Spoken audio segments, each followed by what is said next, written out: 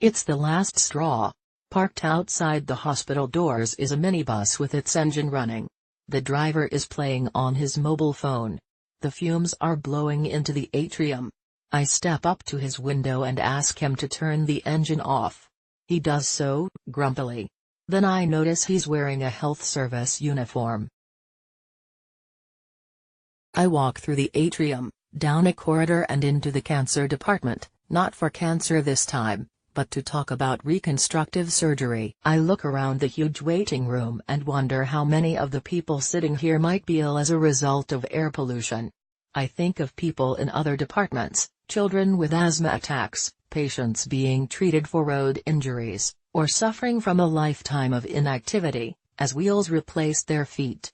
And I'm struck by the amazing variety of ways in which cars have ruined our lives.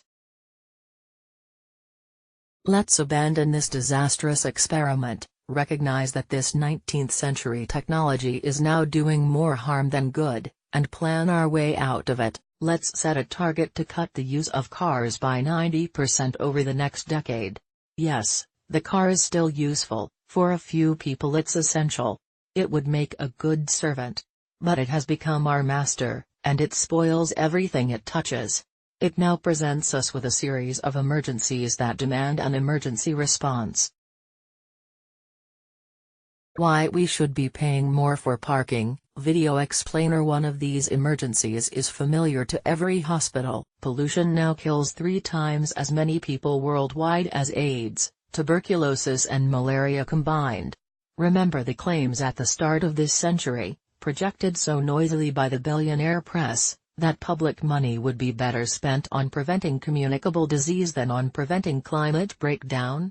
It turns out that the health dividend from phasing out fossil fuels is likely to have been much bigger. Of course, there was nothing stopping us from spending money on both. It was a false dilemma. Burning fossil fuels, according to a recent paper, is now the world's most significant threat to children's health. In other sectors, greenhouse gas emissions have fallen sharply. But transport emissions in the UK have declined by only 2% since 1990. The government's legally binding target is an 80% cut by 2050, though even this, the science now tells us, is hopelessly inadequate. Transport, mostly because of our obsession with the private car, is now the major factor driving us towards climate breakdown, in this and many other nations.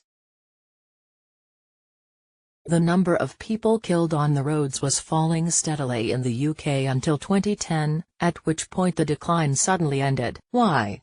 Because, while fewer drivers and passengers are dying, the number of pedestrians killed has risen by 11%. In the US, it's even worse, a 51% rise in the annual death rate of pedestrians since 2009. There seem to be 2 reasons: drivers distracted by their mobile phones, and a switch from ordinary cars to sports utility vehicles. As SUVs are higher and heavier, they are more likely to kill the people they hit. Driving an SUV in an urban area is an antisocial act. There are also subtler and more pervasive effects. Traffic mutes community, as the noise, danger and pollution in busy streets drive people indoors. The places in which children could play and adults could sit and talk are reserved instead for parking. Engine noise, a great but scarcely acknowledged cause of stress and illness, fills our lives.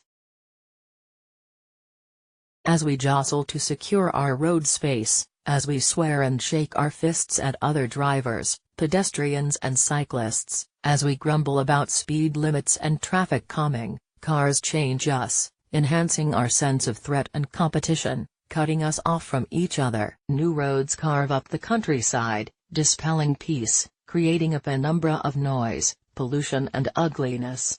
Their effects spread for many miles. The deposition of reactive nitrogen from car exhaust, among other factors, changes the living systems even of remote fastnesses. In Snowdonia, it is dropped at the rate of 24 kilograms per hectare per year, radically altering plant communities. Wars are fought to keep down the cost of driving. Hundreds of thousands died in Iraq partly for this purpose.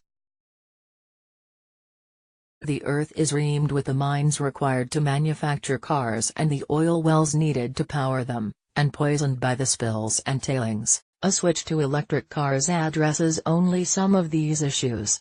Already, beautiful places are being wrecked by an electric vehicle resource rush. Lithium mining, for example, is now poisoning rivers and depleting groundwater from Tibet to Bolivia. They still require a vast expenditure of energy and space. They still need tires, whose manufacture and disposal, tires are too complex to recycle, is a massive environmental blight. We are told that cars are about freedom of choice. But every aspect of this assault on our lives is assisted by state planning and subsidy. Roads are built to accommodate projected traffic, which then grows to fill the new capacity. Streets are modeled to maximize the flow of cars. Pedestrians and cyclists are squeezed by planners into narrow and often dangerous spaces, the afterthoughts of urban design. If we paid for residential street parking at market rates for land, renting the 12 square meters a car requires would cost around £3,000 a year in the richer parts of Britain. The chaos on our roads is a planned chaos. Transport should be planned, but with entirely different aims, to maximize its social benefits, while minimizing harm. This means a wholesale switch towards electric mass transit, safe and separate bike lanes and broad pavements, accompanied by a steady closure of the conditions that allow cars to rampage through our lives.